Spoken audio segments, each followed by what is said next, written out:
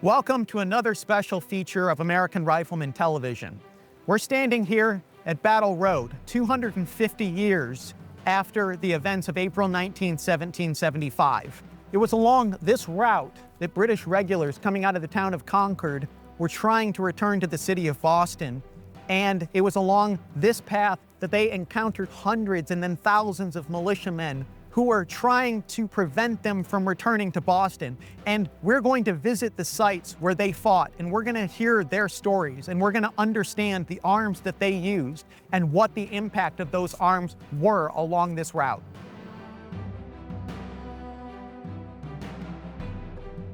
So what firearms are actually available to the Americans, the patriots, the colonists? You know, when you read the contemporary accounts of Lexington, Concord, Bunker Hill, Breeds Hill, it's not spoken about the American Revolution. You don't see the word revolution being used for almost a generation. It's a civil war. It's a civil war in the colonies, is the way it's referred to in the history books. So one of the things that most people think, when you watch documentaries and read books, they talk about that the British Army and the militia and Minutemen, basically all of the provincials are armed the same. And that's not necessarily the case. On April 19th, and we've found this archaeologically through a lot of projects we've worked on, as well as the arms that survive, the majority of guns that are being carried by militia and minute companies are fowling pieces, these long-barreled hunting guns. There are some others that are a little shorter barrel, different variations, but for the most part, there's a lot of fowling pieces. And these guns, a lot of them are built in the English form. However, the butts and some of the parts are more French in style. And when you look at the 1728 musket, the French musket, it's got a beautiful drop sweep to the butt. And a lot of these New England fowling pieces have that same drop. So they're using a pin barrel like a lot of the earlier French guns were. And they're emulating, the early French and English, but the butt form and some of the parts that they're using are a little more French in style. The shapes of the trigger guards, things like that. Loading muskets, both British, American, and French, were done pretty much the same way. Now, you had a number of commands. These were very formalized commands and very formalized loading sequences that the soldiers were trained. In battle, these were sometimes abbreviated. A soldier could load his musket about 3 times a minute. And these were getting off reasonably aimed shots at the enemy. To do it, the soldier would withdraw the paper cartridge from his cartridge box, bite off the rear end of the cartridge, raise the musket up, prime, close the steel, return the musket, pour the powder down the barrel, and then push the cartridge paper and the ball down the barrel. This did 2 things. It kept the ball from rolling out of the barrel, and number 2, and it gave a little more stability to the ball when it was leaving.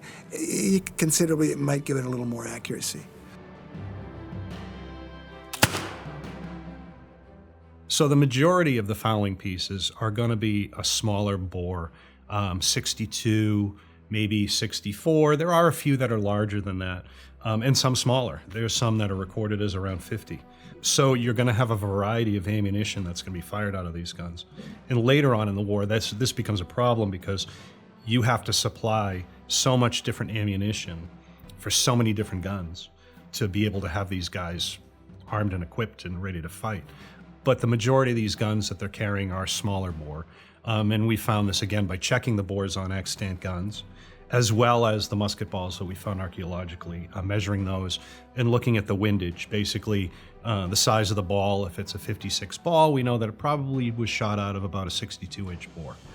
So the extant arms, combined with the archaeology, combined with documents, because we've got some great documents out there too, that describe the ball per pound in a company.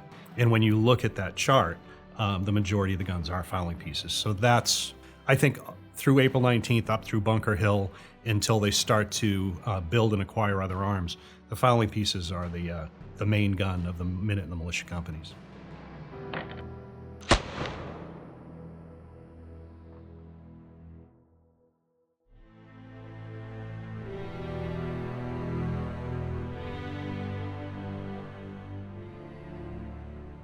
Going back to one of the myths that we've talked about with the American Revolution, that, the British just were these stodgy mass of men that moved as one cohesive unit while being shot at, is not true. The British deployed their light infantry as effectively as they could along Battle Road. These were light infantrymen. They deployed as what we call flankers. So what they would have done is they would have deployed in an irregular sort of spread out pattern along each side of the road, along the side of the main column, in order to try to flush out all of these militiamen as they're lying in wait. The British training was not really prepared for this kind of, we might call it guerrilla warfare type of a situation. The British only had 36 rounds per man, so it didn't take too long to go through a lot of that. And the more you shoot, the more the guns get fouled. And, by the time of the retreat, these guys are exhausted.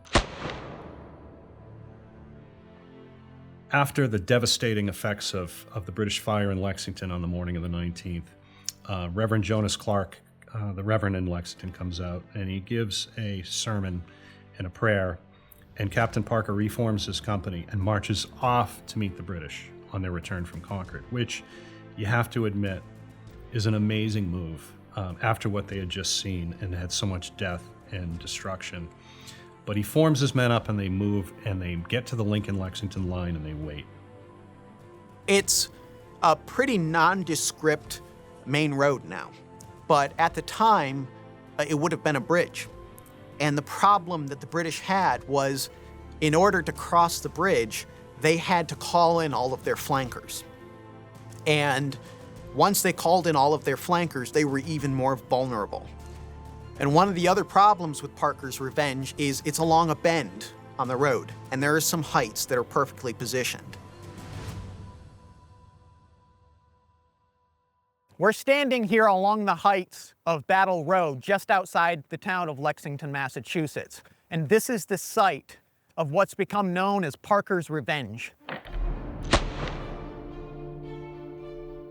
Captain John Parker and his company of Lexington militiamen, after they had finished taking care of their dead and wounded on Lexington Green, came back up here on the afternoon of April 19, 1775, and here they waited for the British column to exit Concord.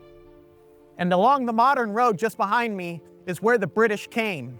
And that afternoon, as the flankers deployed and started climbing these heights, this is where the firefight happened. This is where archaeological evidence has discovered the musket balls along this hill as the British light infantry fired on the militiamen. This is where they found the fouling balls that were fired down at the light infantry as they tried to push the Lexington militia off these heights. And then they retreated back and kept harassing the British column as it desperately tried to claw its way back into the city of Boston. So Captain John Parker's fowling piece is in the collection of the Commonwealth of Massachusetts. It's in the State House. And it was donated by Theodore Parker, Captain Parker's grandson. Upon his passing, it was in his will that the state get that gun as well as another one. So the bore on Captain Parker's gun is about a 62 caliber. And during the Parker's Revenge archaeology project, which we did, we found musket shot fired by Captain Parker's company and fowling piece shot. And there were some in there there was a whole row of them actually that would have fit into that gun. So we know that a lot of the Lexington guys are carrying guns similar to what Parker carried, at least in bore size.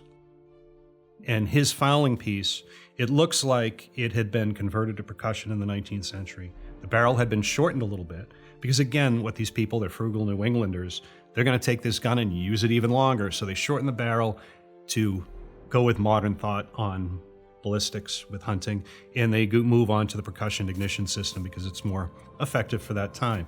However, before its donation or afterwards, someone reconverted it to flint. It's not the best reconversion, but in a way that really doesn't matter because it's Captain Parker's fowling piece that he carried on April 19th, 1775 at Lexington Green and later on the day during the Parker's Revenge fight.